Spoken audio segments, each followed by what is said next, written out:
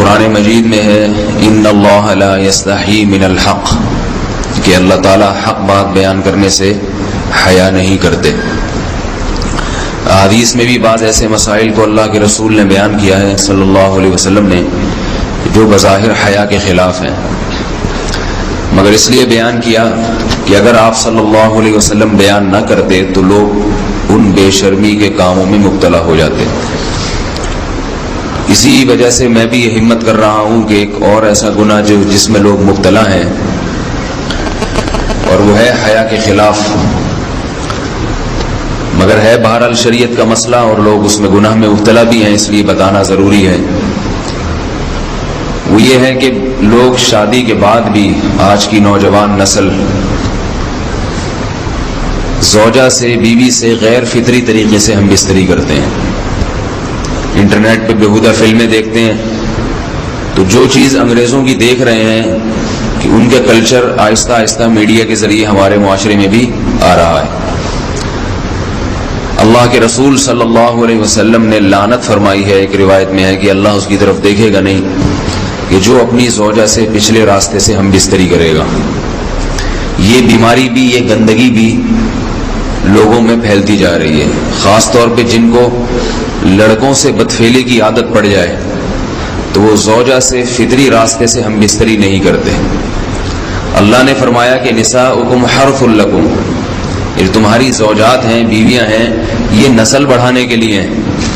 تو اسی راستے میں انسان اپنی خواہش کو پوری کر سکتا ہے جس راستے سے نسل بڑھتی ہے، اس کے علاوہ کسی اور راستے سے اپنی خواہش کو پورا کرنا یہ حرام ہے، گناہ کبیرہ ہے، گندگی ہے۔ ہمارے پاس کیسز آتے ہیں، ایک پاک دامن لڑکی کی شادی ہوتی ہے، لڑکا بھی بظاہر بڑا نیک، لیکن کیا ہے، لڑکا چونکہ ٹھرکی ہوتا ہے، شہوت کا درندہ ہوتا ہے، تو وہ یہ نہیں دیکھتا کہ میں اپنی بری خواہش مٹانے کے لیے میں اپنی زوجہ کو غیر فطری طریقے پر مجبور کیسے کر سکتا ہوں، تو مجبور کرتا ہے پھر اپنی بیوی کو۔ اس میں جو عورتیں زیادہ پاک دامن نہیں ہو، نیک نہ ہو، یا ان کو یہ ڈر ہو کہ طلاق ہو گئی تو ہم کہاں جائیں گے، وہ پھر اپنے شوہر کے ساتھ اسی غیر فطری طریقے پر آمادہ ہو جاتی ہیں، اور اس کا عذاب اور اس کا وبال یہ ہوتا ہے کہ کچھ دنوں میں ان کو بھی اسی کی لت پڑ جاتی ہے۔ انسان جب بھی کوئی غیر فطری راستہ اختیار کرتا ہے، آخرت کا عذاب تو بعد میں، دنیا کا عذاب یہ آتا ہے کہ پھر اس کو لذت فطرت میں آتی نہیں ہے، پھر جو راستہ اللہ نے رکھے اس میں اس کو لذت نہیں آئے گی، پھر وہ گندگی میں ہی گھسنے کی کوشش کرے گا، اس کی بھی فطرت خراب ہو جاتی ہے، اور جس کے ساتھ یہ بدفعلی کی جائے اس کی بھی فطرت خراب ہو جاتی ہے، وہ بھی پھر کسی کے قابل نہیں رہتے۔ تو اپنے جان پر رحم کرنا چاہیے۔ ہم انسان ہیں، ہم درندے نہیں ہیں، ہم گھوڑے نہیں ہیں، ہم گدھے نہیں ہیں، ہم جانور نہیں ہیں، ہم انگریز نہیں ہیں۔ انگریز نے تو حیا اور شرم کی تمام حدود کو توڑ دیا ہے، وہ تو درندے بن چکے ہیں۔ ہم تو درندے نہیں ہیں، ہم تو حلال کھاتے ہیں، پاک صاف رہنے کی کوشش کرتے ہیں، تو ہم ان کی جو کلچر دیکھ دیکھ کے ہم ویسے درندے بننے کی کوشش کیوں کریں؟ تو یہ بہت بڑا وبال ہے، بہت بڑی برائی ہے جو ہمارے معاشرے میں آہستہ آہستہ جڑ پکڑتی جا رہی ہے، اور اس سے بیماریاں بھی پھیلتی ہیں۔ غیر فطری طریقہ ہے، بیماریاں بھی پھیلتی ہیں۔ ایسے کیسز آتے ہیں کہ جناب وہ مرد مجبور کر رہا ہے بیوی کو، اور وہ بیوی جو ہے ساتھ نہیں دیتی تو پھر اس کو طلاق کی دھمکیاں دیتے ہیں، ایسے کیسز بھی آتے ہیں۔ اور یہ بھی آتا ہے کہ مرد جب اپنی بیوی کو غیر فطری طریقے پر مجبور کرتا ہے، بیوی آمادہ نہیں ہوتی، تو مرد پھر یہ دھمکی دیتا ہے کہ بھائی میری خواہش تو تم سے پوری ہوتی نہیں ہے، پھر میں دوسروں کے پاس جاؤں گا۔ تو یاد رکھیں، جس عورت کا شوہر یہ دھمکی دے اس کو کہ میں زنا کروں گا اگر تم نے میری خواہش پوری نہیں کی غیر فطری طریقے سے، تو عورت اپنے شوہر سے کہہ دے کہ جاؤ تم کہیں اور جا کے منہ کالا کرو، تمہاری فطرت میں گندگی ہے تو یہ مجھے گندا بنانے کی کوشش نہ کرو، اس کو زنا کرنے دیں، وہ اللہ آخرت میں اس سے بھگتے گا۔ ہر بیماری کا اللہ نے علاج رکھا ہے۔ اللہ کے رسول صلی اللہ علیہ وسلم نے فرمایا، صحیح بخاری کی حدیث، ما انزل اللہ من داء الا انزل له دواء، کوئی بیماری ایسی نہیں ہے جو اللہ نے نازل کی ہو اور اس کے لیے دوا نہ رکھی ہو دنیا میں۔ تو اگر کسی کو ایسی لت پڑ گئی ہے غیر فطری کام کی، تو اس کو چاہیے کہ وہ اپنا علاج کرائے، ڈاکٹر سے بھی رابطہ کرے، اور سب سے بڑا علاج یہ ہے کہ کچھ وقت صبر کرے گا، چھوڑ دے گا کچھ عرصے کے لیے، تو خود بخود آہستہ آہستہ صحیح ہو جائے گا۔ ایک آدمی شراب کا عادی ہے، ایک علاج تو یہ کہ ڈاکٹروں سے رابطہ کرے، بہترین علاج کے چھوڑ دے. کتنے دن تڑپے گا؟ 1 دن 2 دن 3 دن 4 دن 1 ہفتہ 2 ہفتہ، بہت زیادہ سال ہو جائے گا نا، اس کے بعد خود بہت ٹھیک ہو جائے گا.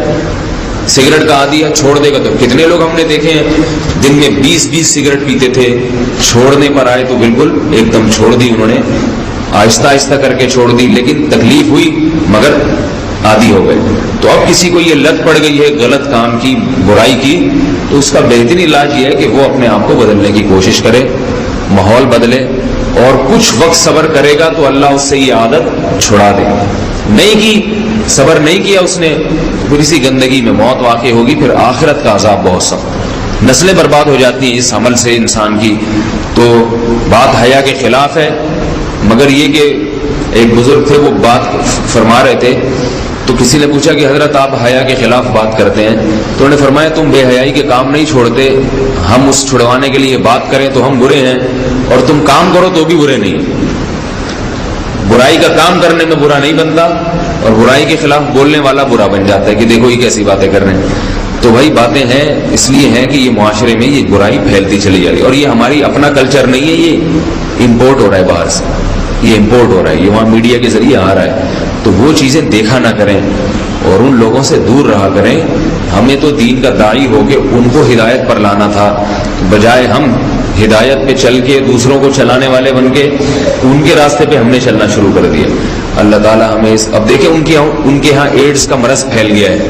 آپ بتائیے یہ ایڈز کا مرض ہمارا ہے کیا؟ یہ بیماری ہماری ہے یا ان کی ہے؟ ہمارے یہاں بیماریاں ہیں، کھانسی ہے، نزلہ ہے، ٹھیک ہے نا، بلڈ پریشر ہے، شوگر ہے، یہ بیماریاں ہماری ہیں. کوئی اللہ کا شکر ہے گندی بیماری ہمارے ہاں نہیں ہے. جتنی گندگیاں ہیں وہاں سے آ رہی ہیں. ایڈز کا مرض وہاں سے امپورٹ ہوا ہے. وہ ایڈز کا مرض اسی بدفعلی کی وجہ سے پیدا ہوتا ہے، اسی سے جراثیم پیدا ہوتے ہیں، اور اتنا خطرناک مرض کے ایسے متعدی ایسے پھیلتا ہے. افغانستان میں ایڈز کا ریشو 0 تھا، 0. وہ جانتے نہیں تھے کہ ایڈز کا مرض ہوتا کیا ہے. جب سے امریکن آرمی، برطانیہ آرمی افغانستان میں آئی ہے، فوجی آئے ہیں، افغانوں میں ایڈز کا مرض پھیل گیا ہے. انہوں نے وہاں بدفعلیاں شروع کر دی ہیں. تو وہ تو حالانکہ ان کے لیے زنا کتنا سستا ہے، کتنا سستا ہے نا ان کے لیے زنا، پھر بھی وہ لڑکوں کی طرف مائل ہوتے ہیں. تو اتنی گندگی، ایسا گندا جب انسان بن جائے پھر اللہ اس کے وجود کو برقرار نہیں رکھتے، اور رکھتے ہیں تو پھر آخرت میں سزا دینے کے لیے اپنے آپ کو ان گندگیوں سے بچانا چاہیے، حلال پہ اکتفا کرنا چاہیے. اللہ تعالی ہمیں حلال پہ قناعت کی توفیق عطا فرمائے اور پاکیزہ لوگوں میں ہمارا شمار فرمائے.